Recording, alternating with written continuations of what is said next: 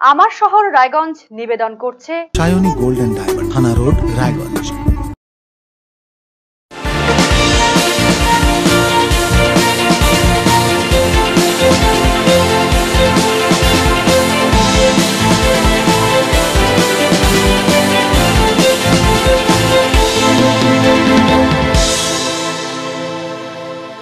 নমস্কার, দেখছেন আরসিটিভি সংবাদ। আমার শহর রায়গঞ্জ নিয়ে আপনাদের সঙ্গে আমি রিজু। প্রথমে যে খবরের দিকে চোখ রাখবো। রায়গঞ্জ শহরে দীর্ঘদিন থেকে নিকাশি ব্যবস্থা নিয়ে অভিযোগ উঠছিল। একটু বৃষ্টিতে শহরে বিভিন্ন এলাকা জলমগ্ন হয়ে পড়ে, আর এর জেরে বিপাকে পড়তে হয় শহরের সাধারণ মানুষকে। এবারে সেই সমস্যা নিরসনে উদ্যোগী হলো রায়গঞ্জ পৌরসভা। রায়গঞ্জের বিধায়ক কৃষ্ণ কল্যাণী তৎপরতায় শহরের নিকাশি ব্যবস্থাকে ঢেলে সাজানোর উদ্যোগ নিল পৌরসভা। তারই অঙ্গ হিসেবে মঙ্গলবার বন্ধ শ্মশান সংলগ্ন এলাকা পরিদর্শন করা হয়। উপস্থিত ছিলেন মহকুমা শাসক কিংসুক মাইতি, বিধায়ক কৃষ্ণ কল্যাণী, পৌর প্রশাসক সন্দীপ বিশ্বাস, উপপৌর প্রশাসক অরিন্দম সরকার, প্রশাসক মন্ডলীর সদস্য সাধন বর্মন, আইসি সহ অনেকেই। এই এলাকায় জবরদখলকারীদের চিহ্নিতকরণ করা হয়। জবরদখলকারীদের সেখান থেকে সরানোর বন্দোবস্ত করা হবে বলে পৌরসভা সূত্রে খবর। সেই জায়গা দিয়ে শহরে জল গিয়ে পড়বে নদীতে, এমনটাই জানিয়েছেন পৌর প্রশাসক সন্দীপ বিশ্বাস।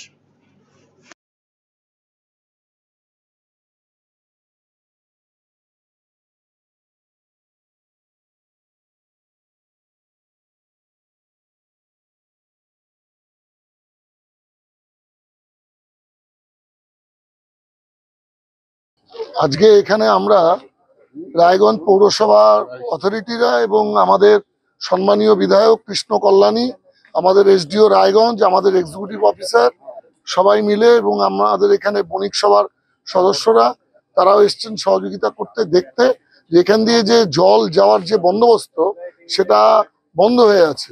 এই বন্ধ হয়ে কেন থাকবে এই প্রশ্নের সামনে আমরা দাঁড়িয়ে আছি। সেই জন্য আমাদের ইঞ্জিনিয়ারদেরকে আমরা বলছি যে একটা স্কেচ ম্যাপ তৈরি করে এটা কিভাবে কোথায় কি আছে, কিভাবে আগে জল যেত, সেই ব্যবস্থাগুলোকে আমাদের সামনে তুলে ধরতে। 1972 সালের আগে এই নদীর ডিজাইন কি ছিল, সেই ডিজাইন অনুযায়ী এই জমির মালিককে সেগুলো আমরা দেখতে চাইবো, এবং মানুষ যারা দখল করে আছেন তাদেরকে আমরা অনুরোধ জানাবো যে দখল ছেড়ে দিতে, কারণ এখান দিয়ে আমরা জল পাস করাবো।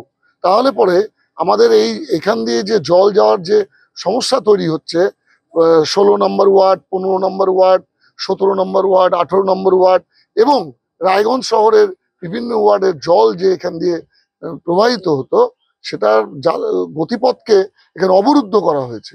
এই অবরুদ্ধ গতিপথকে আমরা খুলে দিতে চাই। জনগণের জনবসতি আছে বাঁধের পাশে, ইরিগেশনের জায়গায়, কিন্তু তারপরে দখল করে নেওয়া হয়েছে ড্রেনেজ সিস্টেমটাকে।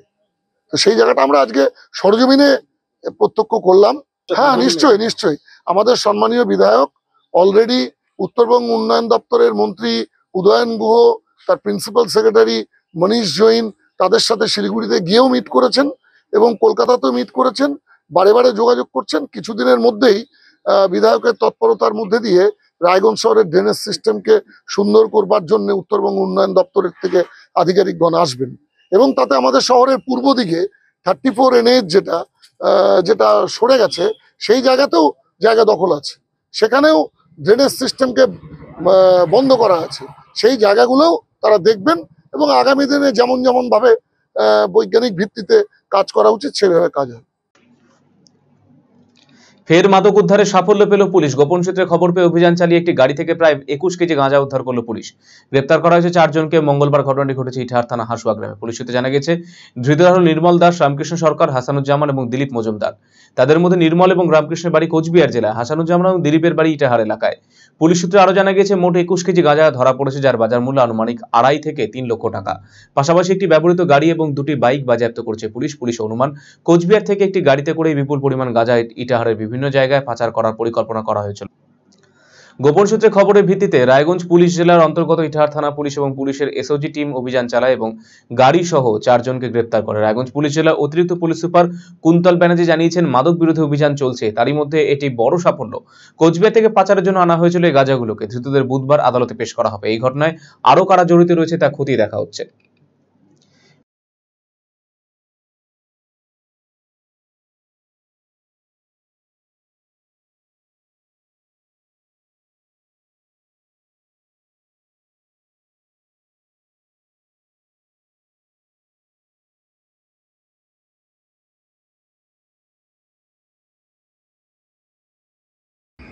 রায়গঞ্জ জেলা পুলিশের তরফ থেকে আমাদের মাদকের বিরুদ্ধে অভিযান বহুদিন ধরেই জারি আছে। আজকে এই অভিযানের হাত ধরে আমরা একটা ভালো সাফল্য পেয়েছি। ইটাহার থানার অন্তর্গত হাসুয়া বলে একটি জায়গা আছে, সেখানে আমাদের এসডিপিও ইটাহার, আইসি ইটাহার এবং আমাদের জেলা পুলিশের এসওজি টিম এদের তৎপরতায় আমরা আজকে একটি গাড়িতে এসইউভি গাড়ি 4 জনকে অ্যারেস্ট করতে পেরেছি। তাদের কাছ থেকে আমরা 21 কেজি অফ গাঁজা আমরা রিকভার করেছি এবং তাদের অ্যারেস্ট করেছি আমরা এবং প্রপার সিজার করে এদের আমরা কোর্টে ফরওয়ার্ড করব। সাহেব কোথা থেকে এসেছিল এবং কোথায় যাচ্ছিল? প্রিলিমিনারি ইনভেস্টিগেশন থেকে আমরা যেটা জানতে পারছি যে 4 জন আছে, 4 জনের মধ্যে 2 জনের বাড়ি কুচবিহার এবং 2 জনের বাড়ি ইটাহার। এর থেকে প্রিলিমিনারি আমরা ইনভেস্টিগেশনটা জানতে পারছি যে কুচবিহার থেকে ওরা স্বীকার করেছে প্রাথমিকভাবে যে গাঁজাটা ওরা কুচবিহার থেকে এনেছে এবং এখানে ইটাহারের কোনো জায়গাতে ওরা এই মুহূর্তে ডিসক্লোজ আমরা করছি না, সেখানে ওরা ডেলিভারি করতো এবং যে গাড়িটা সেটাও আলিপুরদুয়ার নাম্বারের গাড়ি। তো যেটা থেকে প্রাথমিকভাবে জানা যাচ্ছে কুচবিহার আলিপুরদুয়ার থেকে এরা এসছে। আনুমানিক বাজার মূল্য এটার প্রায় 2.5 থেকে 3 লাখ টাকা। এর গাঁজার কোয়ালিটি দেখে তারপর এটার মূল্য বিচার করতে হবে এবং কোথাকার সেটা এখানকার না বাইরের সেটাও আমরা দেখব এবং টোটাল 21 কেজি অফ গাঁজা রিকভার্ড। আর গাঁজা ছাড়া অন্য কিছু পাওয়া গেছে? আমরা ভালো করে সিজার করছি, সিজার প্রসিডিওর এখনো চলছে, সেটা আমরা পরবর্তীকালে জানাতে পারবো আর কি পাওয়া যাচ্ছে। একটা এসইউভি গাড়ি, কিছু মোবাইল ফোনস এবং 4 জন পার্সন অ্যারেস্টেড। আজকে একটা বড় চক্র এখানে ধরা হলো। দেখা যাচ্ছে পুলিশের খুব সহযোগিতা, পুলিশ যেভাবে কাজ করছে আজকে। কি ধরা পড়েছে? কি ধরা? গাঁজা গাঁজা কোন জায়গায়? এটা হাসুয়া বুথের ধামাডিগি নামক জায়গাটা, যেই জায়গাটা প্লেসটা ধরছে ধামাডিগি জায়গাটা। কি জানতে পারলেন আপনারা? আমরা জানতে পারলাম যে এখানে একটা গাঁজা ধরা পড়লো। কিভাবে ধরা পড়লেন? এসে দেখলাম যে পুলিশ সিভিলেও বা দেশেও দেখলাম ইটাহার থানার পুলিশ, রায়গঞ্জ থানার পুলিশ, এখানে বর্তমানে আমাদের এইচডিপিও সাহেবও আছে, বিডিও সাহেব আছে। দেখলাম যে বেশ একটা চক্র, 4 জন ধরা পড়ছে। দেখলাম আসামি 4 জন আছে। সঙ্গে সঙ্গে কি উদ্ধার হয়েছে? সঙ্গে দেখলাম যে 2টো বাইক আছে, একটা 4 চাকা ছোট মারুতি ভ্যান আছে। আমি আসে দেখছি এখানে লোকজন অনেক, পুলিশ প্রশাসন শুনছি বলে এখানে বলে গাঁজা ধরা পড়ছে। কি দেখলেন? হ্যাঁ, দেখলাম ওখানে প্যাকেট আছে 4-5টা গাঁজার প্যাকেট, যেটা উদ্ধার। হ্যাঁ, দেখে তো মনে হচ্ছে হ্যাঁ ওরকম হবে 30 কিলো মতন, কিন্তু এগুলা কাজ তো ভালো না। কি বলবেন আপনাদের এলাকায় এরকম? আমাদের এলাকায় এরকম ধরনের কোনোদিন এরকম ধরনের দুর্ঘটনা ঘটেনি, এসব এগুলো জিনিস মিলেনি। এলাকা খুব শান্তি, তার মধ্যে ধরছে পুলিশে, খুব ভালো কাজ করছে। এরকম ধরনের দুবারা যাতে আর এরকম ধরনের ঘটনা না ঘটে। বিদ্যুতের কাজ করতে গিয়ে শখে প্রাণ হারালেন এক বিদ্যুৎ কর্মী। মঙ্গলবার সকালে ঘটনাটি ঘটেছে রায়গঞ্জ থানার লক্ষণিয়া গ্রামে। মৃত যুবকের নাম অমিত উপাধ্যায়, বাড়ি ওই এলাকাতে। মৃতের কাকা বৈদ্যনাথ উপাধ্যায় জানিয়েছেন, কাজ করার সময় 11,000 ভোল্টের তার থেকে শক খেয়ে মারা যান অমিত। পরে দেহের ময়নাতদন্ত করা হয় রায়গঞ্জ মেডিকেল কলেজ হাসপাতালে। বিষয়টি খতিয়ে দেখছে পুলিশ।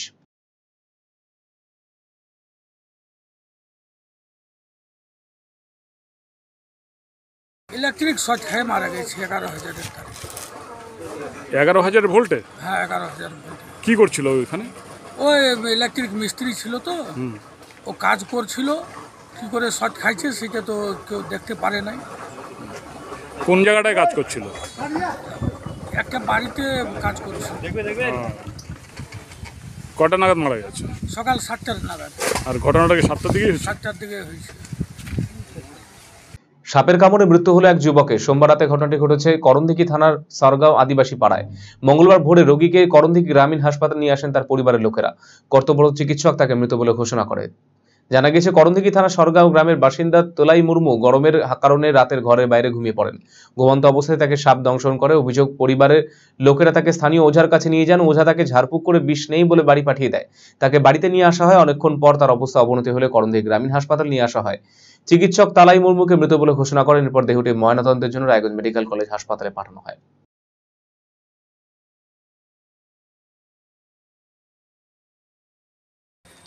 রাত আজকে রাত্রে 11টার দিকে এই গরম ছিল তো, ভিতরে লাইন ছিল না, তো বাইরে গিয়ে ঘুমায় গেছে। ঘুমায় যাওয়ার পর একটু ঘুম লাগেছে, তখনই ওর কাছে সাপ আসে দেখছে সাপ কাটছে নাকি, ও খেয়াল করতে পারলো না। সাপ ধরে এগুলো ফেলে দিয়েছে, মানে ঘুমের মতো ধরে ফেলে দিয়েছে। ফেলে দেওয়ার পর বাড়ির লোককে ডাকাইছে। বাড়ির লোক বলছে এরকম ব্যাপার, কি আমার কাছে সাপ আসছিল, সাপ আমি ফেলে দিয়েছি ওইদিকে সাপকে। তো এবার সাপকে ফেলে দিয়েছে, লোক বলছে, কেউ বলছে কি এ সাপ কাটে নিয়েছে না কি, আবার করছে না কাটে না কি, আবার একজন ডাকাইছে, পাড়ার একজনকে ডাকাইছে, ওরা কিছু জানে, ওকে দেখেছে হাতটা ধরে টরে দেখছে বলে না কিছু হয়নি, ঠিকই আছে, কোনো ব্যাপার না, মানে গুরুত্ব দিল না। গুরুত্ব দিল না, বাড়ির লোকও কোনো গুরুত্ব দিল না। এবার 11টার দিকে, রাত 11টার দিকে হয়েছে, তো এবার ওটা করার পর আবার ওরা কী করেছে, ঘুমায় গেছে। আচ্ছা, ঘুমায় যাওয়ার পর যখন সকাল 5টার দিকে যখন দেখছে লোক শরীর একটু ঢিলা ছেড়ে দিয়েছে, তারপরে এদিকে ওদিকে করতে করতে করতে আমাকে 6-6:30টার দিকে আমাকে খবর জানালো। অ্যাম্বুলেন্সকে ফোন করে ওখান থেকে নিয়ে অ্যাম্বুলেন্সটা নিয়ে আসে, অ্যাম্বুলেন্সে উঠাই করণদিঘি থানা এই হসপিটালে ওকে হসপিটাল নিয়ে গিয়ে দেখছি নামাতে ডেট করে দিয়েছে। বিশেষভাবে সক্ষম এক তরুণীকে বিয়ের প্রতিশ্রুতি দিয়ে সুদূর মুম্বাইতে নিয়ে গিয়ে ভিক্ষাবৃত্তি করানোর অভিযোগ উঠল এক ব্যক্তির বিরুদ্ধে। ঘটনা রীতিমতো চাঞ্চল্য ছড়িয়ে পড়েছে রায়গঞ্জ ব্লকের ভাতুন গ্রাম পঞ্চায়েতের ডাঙ্গি গোপালপুর এলাকায়। স্থানীয় সূত্রে জানা গেছে, নির্যাতিতা তরুণী বিশেষভাবে সক্ষম, তার উচ্চতা মাত্র 2 ফুট, হাত ও পা জন্ম থেকেই পরিপূর্ণভাবে বিকাশ না হওয়াতে বিশেষভাবে সক্ষম তরুণী হিসেবে সে কোনোরকম ভাবে দিন যাপন করে। অভাবের তাড়নায় তার দিন কাটাতেও হয় কোনোরকমে। এমত অবস্থায় পার্শ্ববর্তী করণদিঘি ব্লকের বিলাসপুর এলাকার বেলডাঙ্গি গ্রামের বাসিন্দা সাজিরুদ্দিন আলম নামে এক ব্যক্তি তাকে বিয়ের প্রতিশ্রুতি দিয়ে মুম্বাইতে নিয়ে গিয়ে সংসার পাতার স্বপ্ন দেখায়। কিন্তু সেখানে নিয়ে গিয়ে তরুণী বুঝতে পারে তাকে শারীরিক অক্ষমতায় কাজে লাগিয়ে সাজিরুদ্দিন তাকে জোরপূর্বক ভিক্ষাবৃত্তিতে নামিয়ে দিয়েছে। নির্যাতিতার অভিযোগ, প্রতিদিন প্রায় 4 থেকে 5 হাজার টাকা সে ভিক্ষা করে উপার্জন করত, কিন্তু সমস্ত টাকা পয়সাই সিরাজউদ্দিন নামে ওই যুবক মারধর করে কেড়ে নিত। এরপর মুম্বাইতে তরুণীকে একা ছেড়ে পালিয়ে যায় সাজিরুদ্দিন। এরপর পরিবারের লোকেরা ওই তরুণীকে রায়গঞ্জ থানা অন্তর্গত ভাতুন গ্রামে নিয়ে আসে। নির্যাতিতার আরো অভিযোগ, তার সাথে জোরপূর্বক সহবাস করেছে সিরাজউদ্দিন। এর ফলে 9 মাসের গর্ভবতীও সে। আমাকে মিথ্যে বলে নিয়ে গেছিল ওখানে, আমাকে ও ভিক্ষা করাইছে। আমি যদি ভিক্ষা না করতাম তো আমাকে অত্যাচার করতো, মারধর করতো, বলতো যে ট্রেন থেকে ফেলে দিব। আবার যদি ভিক্ষা না করতি তো আবার যদি কিছু পয়সা যদি আমি রাখতাম তো ওই নিয়ে নিত, আমাকে দিত না, কিছুই দিত না। ওই আমাকে মারধরও করতো, মেরেছে। আবার ফাঁসিতেও বলেছিল যে মেরে ফেলে দেবো, এরকম করে ধমকি দিচ্ছে আমাকে। আমি ফাঁড়িতে বলেছিলাম, ফাঁড়িতে অভিযোগ নিচ্ছে না, আমাকে গুরুত্ব দিচ্ছে না।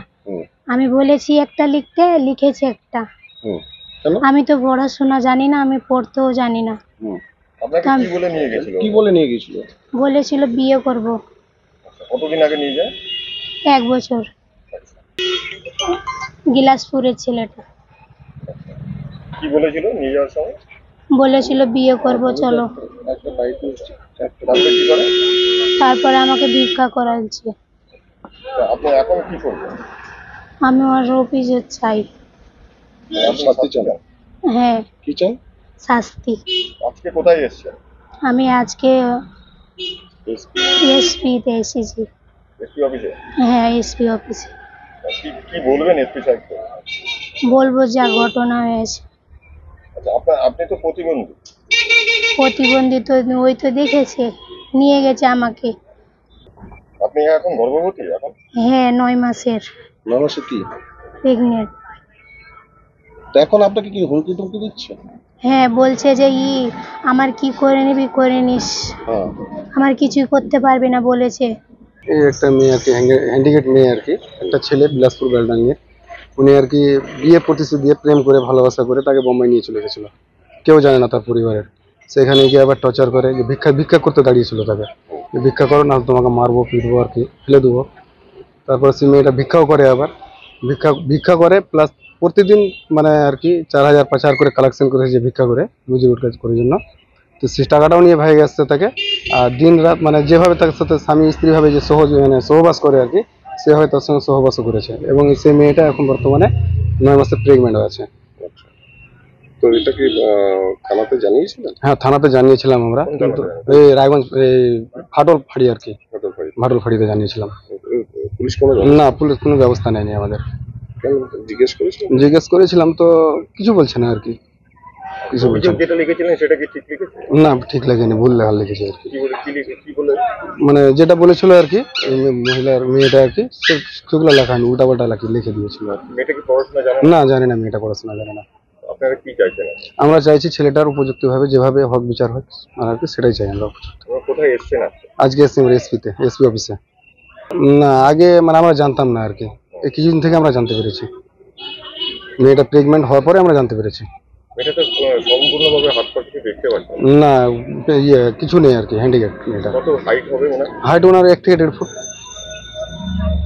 কি এখন কি চাইছেন? এখন আমরা চাইছি ছেলেটার কোনো কিছু একটা ব্যবস্থা করা হোক, মেয়েটার কোনো ব্যবস্থা করা হোক, এটাই আমরা চাই। এই ব্যাপারে পুলিশ প্রশাসনের পক্ষ থেকে জানানো হয়েছে, ঘটনা তদন্ত শুরু করা হয়েছে।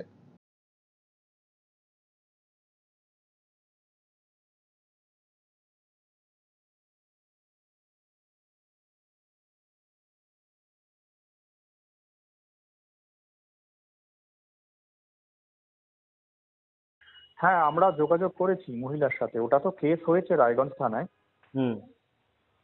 আমরা কেস করেছি, ইনভেস্টিগেশন চলছে এবং ভাটল থানার ওসি আছে, নিজে ওই মহিলার বাড়িতে গিয়ে তার সাথে কথা বলে কি সমস্যা আছে সেটা শুনছি।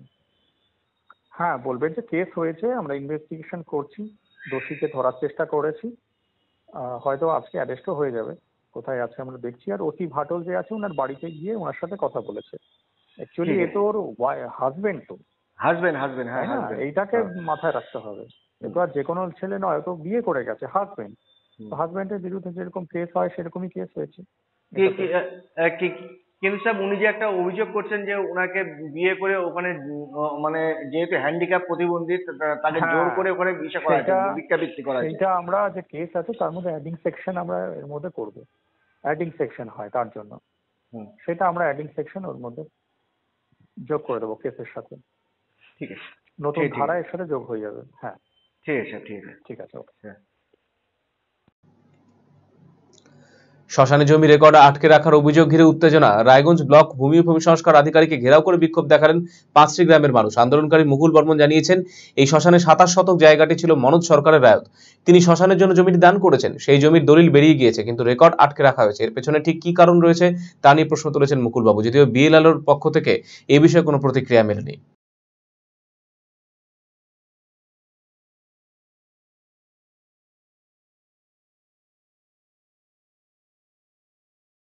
বেলার অফিসে আসছি, আমাদের জমি এসটিডি দিচ্ছে শ্মশানের নামে। আমরা চাই আমাদের রেকর্ডটা কেন আটকাইলো, কি সমস্যা? সমস্যা আছে, বেলার অফিস আমাদের জায়গা আটকায় রাখছে, রেকর্ড আটকা দিচ্ছে। আসে দেখতেছি এখানে রেকর্ড নাই, তাতে আমরা 5টা পাড়া মিলে এখানে আসছি। 6 গ্রাম আছে, নোয়াপাড়া আছে, মানে এমনি তো গ্রাম অনেকটা, চালটুঙ্গি আছে, আঠিয়াকুন্ডি আছে, হ্যাঁ 5টা গ্রামের লোক, কিন্তু সীমানা 2টাই আছে, 6 গ্রাম নোয়াপাড়া, তুরিপুকুরি শ্মশান। কতখানি জায়গা? 27 শতক। জায়গাটা কাদের ছিল? জায়গাটা ছিল মনোজ সরকারের। আমরা জন্ম থেকে দেখেছি ওর ছিল, ও এখন শ্মশানের নামে দান করবে। ও বলতেছে ছেলেপেলেগুলা বাউল টাউল করবে, আচ্ছা যখন জায়গা নাই আমি এটা দান করে দিচ্ছি, তোদের জায়গাটা তোরা নিবি।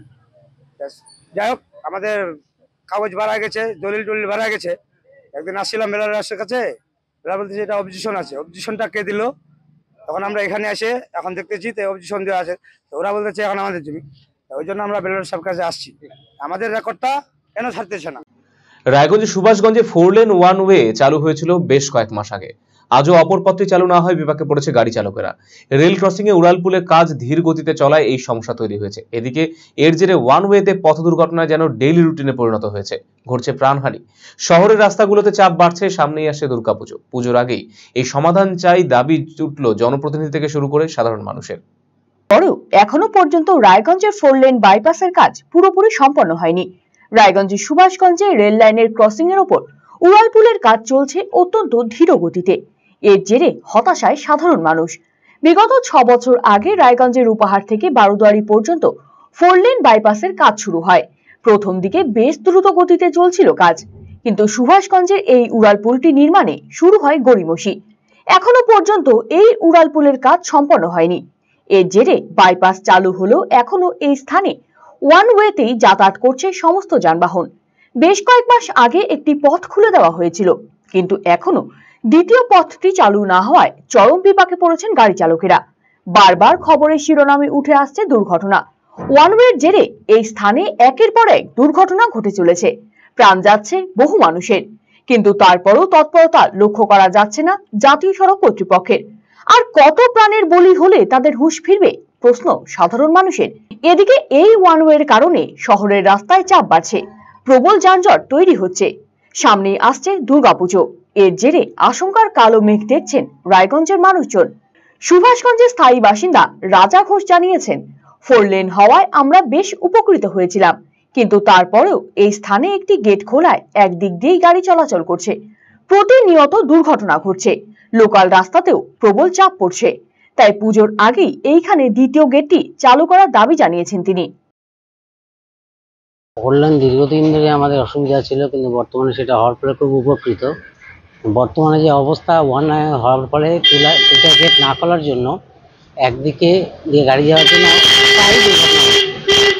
এর ফলে সামনে পুজো আছে আমাদের, এবং এইরকম যদি সমস্যা হয় আমাদের এখানে বাইপাস না থাকার জন্য এই লোকাল রাস্তাগুলোতে যানজট বাড়বে, এবং আমরা চাই এই দুটো আর একটা গেট খুলে দিয়ে নর্মালভাবে জনজীবন শুরু। 2 দিন 4 দিন পরপরই বড় বড় দুর্ঘটনা ঘটছে একদিকে যাওয়ার জন্য, একটা জায়গাতেই ওই একটা ব্রিজ খোলা না থাকাতেই ওই একটা রাস্তা খোলা আছে, একটা বন্ধ আছে, ওই একটা জায়গাতে প্রায়ই দুর্ঘটনা ঘটছে। এটা যদি খুলে দেয় খুব দ্রুত, তাহলে এই দুর্ঘটনাগুলোর সম্মুখীন আমাদের হতে হয় না, মানুষের কাজ খুব ধীরগতিতে। এরা মানে বছরের পর বছর কাজ করে যাচ্ছে, কোনো চিন্তা ভাবনা নেই যে কাজগুলো করতে হবে। আমরা চাই যে তাড়াতাড়ি কাজটা হয়ে আমাদের সাধারণ জনজীবনটা, সামনে পুজো, এই 1 মাস পর পুজো, এই পুজোর আগে যদি আমাদের কাজটা হয় আমরা খুব উপকৃত পাই। স্থানীয় বাসিন্দা পার্থপাল জানিয়েছেন, আপাতত একটি রাস্তা চালু হয়েছে, আরেকদিকে ধীর গতিতে কাজ চলছে, ফলে নিত্যদিন দুর্ঘটনা ঘটে চলেছে, প্রবল যানজটেরও সৃষ্টি হচ্ছে। সুভাষগঞ্জ পর্যন্ত জ্যাম লেগে থাকছে। এদিকে ওভারটেক করতে গিয়ে দুর্ঘটনার সম্মুখীন হচ্ছে গাড়িগুলি। পুজোর আগে রাস্তাটি সচল করার দাবি জানিয়েছেন তিনি। 4 লেনটা আপাতত একটা রাস্তা চালু হয়েছে, আর একটা এখনো খুব ধীরগতিতে কাজ চলছে। একটা চালু হওয়াতে অ্যাক্সিডেন্ট খুব বাড়ছে, টাউনের ওপরে চাপ বাড়ছে, সুভাষগঞ্জে জ্যাম লেগে যাচ্ছে গাড়ির। এই হচ্ছে ব্যাপার আপাতত। পুজোতে তো এমনি যে জ্যাম হয় টাউনে, 4 লেনের যদি রাস্তাটা খুলে যায় পুজোর আগে, তাহলে আরও সুবিধা হয়। দুর্ঘটনা বলতে 1 ওয়ে রাস্তা হয়ে যাচ্ছে ব্রিজের মুখে এসে, সবাই ভাবছে 4 লেন, এসে 1 ওয়েতে ওভারটেক করতে নিয়ে অ্যাক্সিডেন্ট হয়ে যাচ্ছে। স্থানীয় গ্রাম পঞ্চায়েত সদস্য মোহন সাহা জানিয়েছেন, খুব দ্রুত যাতে দুটি পথই সচল করা হয় তার দাবি জানাচ্ছি জাতীয় সড়ক কর্তৃপক্ষের কাছে। পুজোর আগে পরিষেবা স্বাভাবিক করা হোক। আমরা চাচ্ছিলাম যে খুব তাড়াতাড়ি কাজটা হচ্ছে ঠিকই আছে, কিন্তু তার মধ্যেও সিঙ্গেল রাস্তাটা যখন ছাড়ার পরে আমরা দেখছি যে বেশিরভাগ দিনই শোনা যাচ্ছে যে অ্যাক্সিডেন্ট হচ্ছে। তো আমাদের এই সিঙ্গেল রাস্তা খুলে নিয়ে যা দেখলাম তাতে তো শুভ না, অশুভ হয়ে দাঁড়ালো। তা আমি এনএইচকে বলবো, আপনারা যত সম্ভব পারবেন আমাদের পূজার আগে আপনাদের এই ডবল ওভারব্রিজের যে রাস্তাটা, সেই রাস্তাটা খুলে দেওয়ার জন্য আমি অনুরোধ করছি, কারণ সামনে পূজা, অ্যাক্সিডেন্ট অনিবার্য হবেই। যদিও এই বিষয়ে জাতীয় সড়ক কর্তৃপক্ষ কিংবা বরাদপ্রাপ্ত ঠিকাদারি সংস্থার তরফে কোনো প্রতিক্রিয়া মেলেনি। আরসিটিভি সংবাদ, রায়গঞ্জ।